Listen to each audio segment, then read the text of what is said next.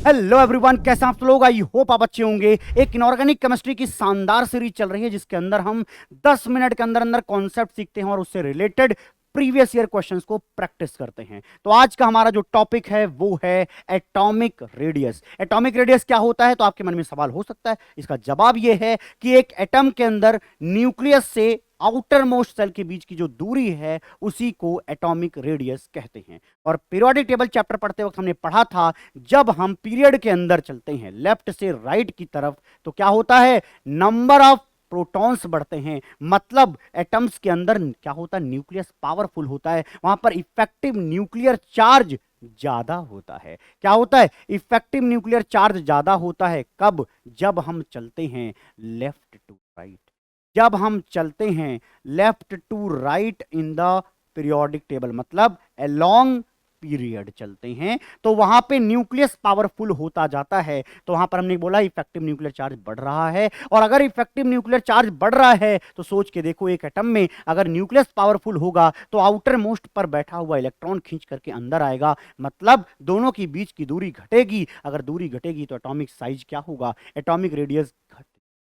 Clear है ना? Yes. और जब हम टॉप से बॉटम की तरफ जाते हैं, टॉप से बॉटम की तरफ जाते हैं, कहां पर भैया? पीरियोडिक टेबल के अंदर। पीरियोडिक टेबल के अंदर जब हम टॉप से बॉटम की तरफ जाते हैं तो कहानी क्या होती है बताइएगा? एटॉमिक रेडियस बढ़ जाती है। और ये एटॉमिक रेडियस क्यों बढ़ती है? क्योंकि जब हम ऊपर से नीचे जाते हैं पीरियड में तो क्या होता है, हर बार एक नया नया पीरियड आता है, मतलब हर बार एक नया नया सेल आता है। तो नए नए सेल अगर ऐड होंगे तो सोच के देखो ना, न्यूक्लियस से आउटर मोस्ट के बीच की दूरी बढ़ जाएगी। अरे मान लो पहले पहला सेल था तो बगल में था, एक एक स्टेप आप नीचे चले गए पीरियोडिक टेबल में, मतलब क्या हुआ, आपका न्यूक्लियस से अब दूसरा सेल हो जाएगा, तो दूरी क्या हुई, बढ़ गई। और नीचे जाएंगे तीसरा सेल, और नीचे जाएंगे तो चौथा सेल। तो इस तरीके से आपके आउटर मोस्ट सेल और आपके न्यूक्लियस के बीच की दूरी बढ़ती जा रही है। यही बताया मैंने। अच्छा जी, आ जाइए बताइए, ऊपर से नीचे जाएंगे क्या होगा, साइज साइज नीचे वाले की ज्यादा होगी, है ना। अलोंग ग्रुप चलने पर क्या होता है, हर बार एक नया सेल ऐड हो रहा होता है जिससे एटॉमिक रेडियस बढ़ जाती है। यही कहानी यहां पे भी है लगानी, सेम कहानी यहां पे है चिपकानी, लेकिन यहां पे रहना है थोड़ा समझदार और सावधान। समझदार और सावधान। जब जब आपके सामने बोरॉन फैमिली आ जाए, समझ जाइए ऐसा स्टार मार्क वहां पे लगा हुआ था ना। खतरा पहचानिए, क्या लिखा गया है। बोरॉन और एल्युमिनियम में कोई दिक्कत नहीं, ऊपर से नीचे जाएंगे बढ़ेगा, लेकिन एल्युमिनियम से गैलियम आने पर कहानी थोड़ी उल्टी हो जाती है। इसके बाद नॉर्मल टेंडेंसी, बाकी में दिक्कत नहीं है, प्रॉब्लम बस एक जगह आती है। बाकी देखेंगे, बस यहाँ पे समझिए, यहाँ पे क्या है, नॉर्मल टेंडेंसी। नीचे जाने पर भैया क्या होगा, साइज बढ़ेगी। नीचे जाने पर साइज क्या होगा, बढ़ेगी। बोल दो ना यार, नीचे जाने पर क्या होगी, साइज बढ़ेगी। कोई दिक्कत कोई परेशानी एस ब्लॉक पी ब्लॉक में नहीं होनी चाहिए। यहाँ पर देखो भैया, यहाँ पे भी सेम कहानी है, कोई प्रॉब्लम नहीं है, एटॉमिक रेडियस यही आएगा, लेकिन यहाँ पे आपको सावधानी बरतनी है। ठीक है जी, यहाँ पे सावधानी बरतनी है। कोई पूछे रीजन क्या है तो बताना कि देखो यार, मैग्नीशियम से एल्युमिनियम के बीच में कोई सीरीज नहीं आती, लेकिन कैल्शियम और गैलियम के बीच में एक सीरीज आती है, नई सीरीज। कौन सी है भैया?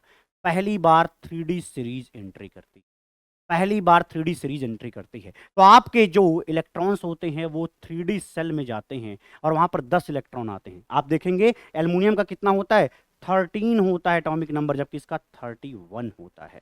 ठीक है जी, याद रख पाएंगे? यस। तो जो गैलियम है वहां पर जब आप इलेक्ट्रॉनिक कन्फिग्रेशन देखेंगे तो वहां पे 3D10 मिलेगा। आपके इलेक्ट्रॉन्स डी के अंदर रखे गए और डी की औकात नहीं है स्क्रीनिंग करने की, क्या करने की भैया, न्यूक्लियस के पावर को रोकने की। तो वो कहेगा ठीक है भैया, बाहरी वाले सेल से इलेक्ट्रॉन तुम खींच लाओ।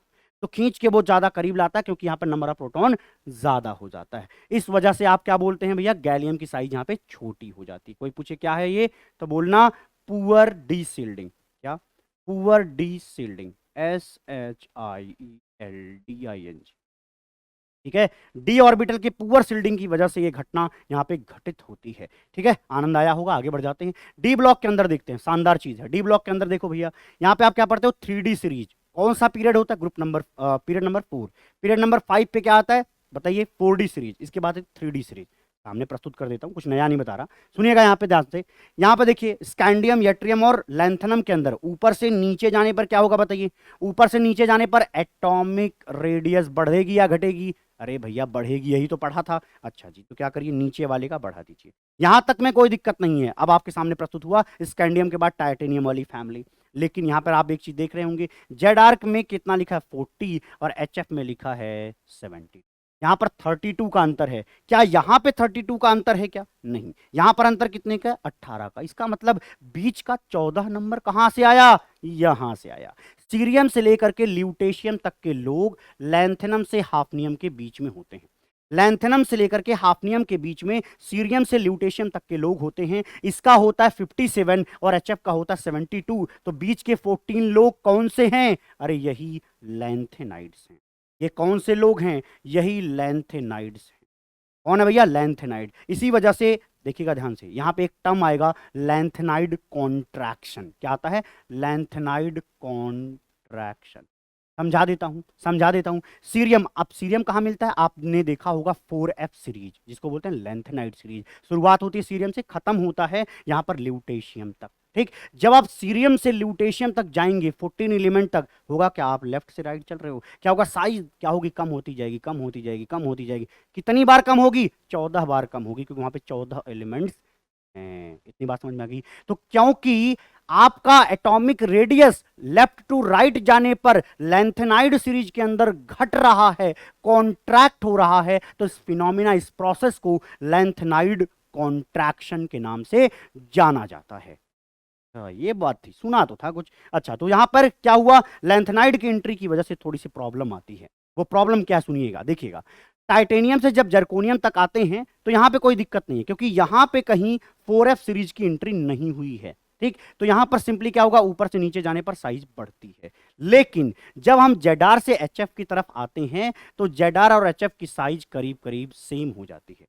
बढ़ना चाहिए था, लेकिन उसके पहले 14 बार क्या हुआ? धीरे धीरे कम होता गया, कम होता गया, कम होता गया, और इतना कम हो गया कि इस जेडार और एचएफ के क्या हो गया? एटॉमिक रेडियस करीब करीब सेम आ गई। इतनी बात समझ में आ गई? ये करीब करीब की बात है ना, कि करीब करीब सेम हो गई। अच्छा जी, इसी तरीके से आगे भी देखने को मिलता है। तो इसका मतलब क्या हुआ कि लैंथेनाइड कॉन्ट्रैक्शन का इफेक्ट टाइटेनियम के बाद सारे एलिमेंट्स में दिखाई देगा। क्लियर है?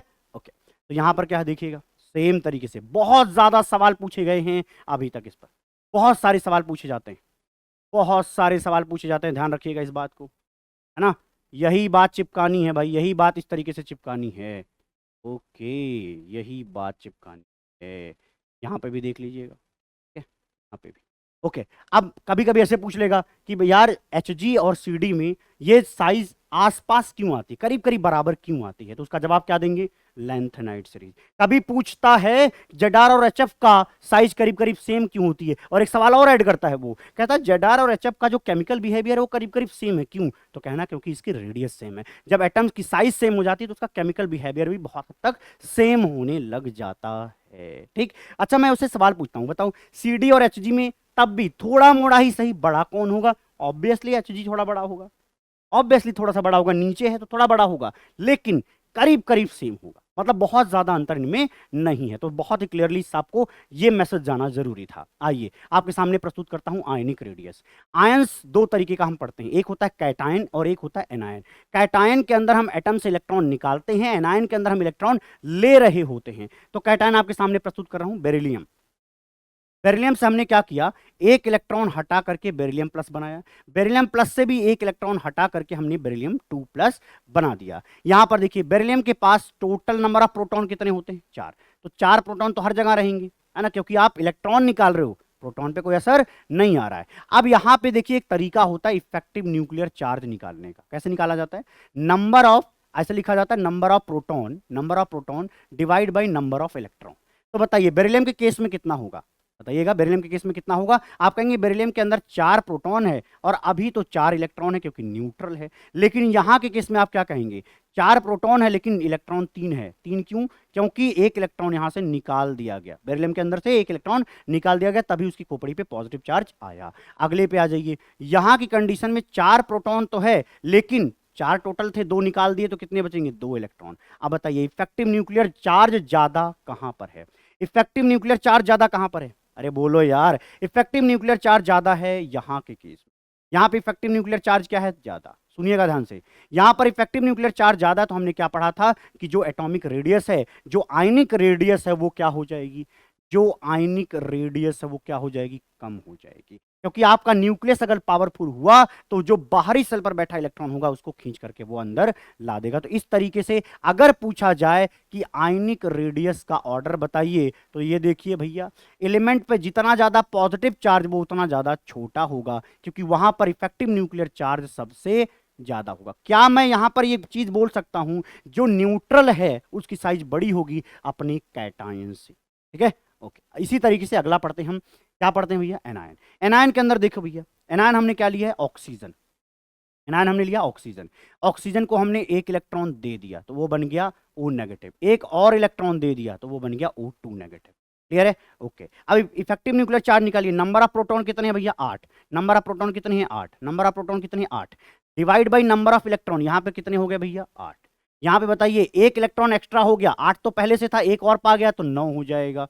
यहां पे क्या बोलोगे, 8 डिवाइड बाई 10 हो जाएगा। तो इस कंडीशन में आप क्या बोलोगे भैया, 8/10। तो यहां पर क्या है भैया बताइएगा, बताइए। इफेक्टिव न्यूक्लियर चार्ज सबसे ज्यादा, कम है यहां पे। इस कंडीशन में इफेक्टिव न्यूक्लियर चार्ज कम, अगर इफेक्टिव न्यूक्लियर चार्ज कम तो आयनिक रेडियस क्या होगी, ज्यादा। दोबारा बोल लीजिए, आयनिक रेडियस क्या होगी, ज्यादा होगी। अच्छा, इसका मतलब किसी न्यूट्रल एटम को एक इलेक्ट्रॉन दोगे तो साइज थोड़ी बढ़ेगी, एक और इलेक्ट्रॉन दोगे थोड़ी और साइज बढ़ेगी, क्योंकि जैसे जैसे वो इलेक्ट्रॉन गेन करता जाएगा नंबर ऑफ इलेक्ट्रॉन तो बढ़ेगा, लेकिन नंबर ऑफ प्रोटॉन सेम रहने की वजह से इफेक्टिव न्यूक्लियर चार्ज कम हो जाता है। तो अगर हम यहां पर आयनिक रेडियस की बात करें, आयनिक रेडियस की बात करें तो ऑक्सीजन पे 2 नेगेटिव चार्ज है तो उसकी साइज बड़ी होगी, एक नेगेटिव चार्ज है तो उससे छोटी होगी, न्यूट्रल होगी तो वो और छोटी होगी। क्लियर है? तो क्या यहां पे मैं कह सकता हूं कि जो न्यूट्रल एटम है वो छोटा होता है विद रिस्पेक्ट टू अपने एनायंस। आनंद आया? अगला देखते हैं, आइसो इलेक्ट्रॉनिक स्पीसीज। नाम से मतलब निकालिए, आइसो इलेक्ट्रॉनिक मतलब ऐसे स्पीसीज जहां पे नंबर ऑफ इलेक्ट्रॉन सेम है, उनको आइसो इलेक्ट्रॉनिक स्पीसीज कहते हैं। आपके सामने कुछ लोग प्रस्तुत किए जाएंगे। यहां पर देखिए, नाइट्रोजन है। नाइट्रोजन का पहले बताइएगा, जब न्यूट्रल नाइट्रोजन था तो वहां पे कितने इलेक्ट्रॉन थे, 7। न्यूट्रल ऑक्सीजन था तो वहां पे 8 इलेक्ट्रॉन थे। न्यूट्रल फ्लोरीन था तो 9 इलेक्ट्रॉन। लेकिन यहां पर क्या हुआ, 3 इलेक्ट्रॉन अभी आपको मिले हैं, 3 एक्स्ट्रा इलेक्ट्रॉन मिले तो यहां पर 10 हो गए, यहां पर 2 एक्स्ट्रा इलेक्ट्रॉन मिले तो यहां पे भी 10 हो गए, यहां पर 1 एक्स्ट्रा मिले तो यहां पर भी 10 हो गए। तो इस तरीके से इन तीनों के पास 10-10 इलेक्ट्रॉन है, इसी वजह से ये सारे स्पीसीज क्या होंगे, आइसो इलेक्ट्रॉनिक स्पीसीज बोले जाएंगे। अगला देख लीजिएगा, सोडियम लिखा हुआ, 11 न्यूट्रल होने पर होते। अगर सोडियम न्यूट्रल होता तो 11 प्रोटॉन थे, लेकिन प्लस का मतलब 1 निकाल दीजिए तो यहां पर भी 10 हो जाएगा। मैग्नीशियम पर टोटल कितने थे भैया, न्यूट्रल होने पर 12 थे, लेकिन 2 आपने निकाल दिए तो यहां पर भी 10 होगा। 13 यहां पर थे जब एल्युमिनियम न्यूट्रल था, लेकिन 3 आपने निकाल दिया। तो इस तरीके से सबके अंदर जितने दिख रहे हैं 10-10 इलेक्ट्रॉन मौजूद है, मतलब कि ये क्या है, आइसो इलेक्ट्रॉनिक स्पीसीज है। आपसे सवाल पूछता हूं कि आइसो इलेक्ट्रॉनिक स्पीसीज में अगर मुझे आयनिक रेडियस का ऑर्डर निकालना होता, आयनिक रेडियस का ऑर्डर निकालना होता तो मुझे क्या बुद्धि लगानी थी, ज्यादा नहीं लगानी थी, क्योंकि नंबर ऑफ इलेक्ट्रॉन तो सेम है। तो क्या चेक करना है, ऐसी कंडीशन में, आइसो इलेक्ट्रॉनिक जैसी कंडीशन में आपको यह देखना है कि किसका जेड ज्यादा है। जिसका जेड ज्यादा उसका जेड इफेक्टिव ज्यादा, जिसका जेड ज्यादा उसका जेड इफेक्टिव ज्यादा। मतलब समझ रहे हो, अरे भैया मतलब समझ रहे हो, अरे जिसके न्यूक्लियस में नंबर ऑफ प्रोटॉन ज्यादा होगा वहां पे इफेक्टिव न्यूक्लियर चार्ज भी ज्यादा होगा। अगर इफेक्टिव न्यूक्लियर चार्ज ज्यादा होगा तो उस कंडीशन में आयनिक रेडियस छोटी होगी, आयनिक रेडियस छोटी होगी। तो देखिएगा, यहां पे 10 इलेक्ट्रॉन है लेकिन 13 प्रोटॉन है। यहां पर क्या है, यहां पर 10 इलेक्ट्रॉन है लेकिन 7 प्रोटॉन है। इसका मतलब क्या हुआ, इसका मतलब हुआ कि इस वाली कंडीशन में आपके इलेक्ट्रॉन पे ज्यादा फोर्स ऑफ अट्रैक्शन ना होने की वजह से साइज बड़ी होगी।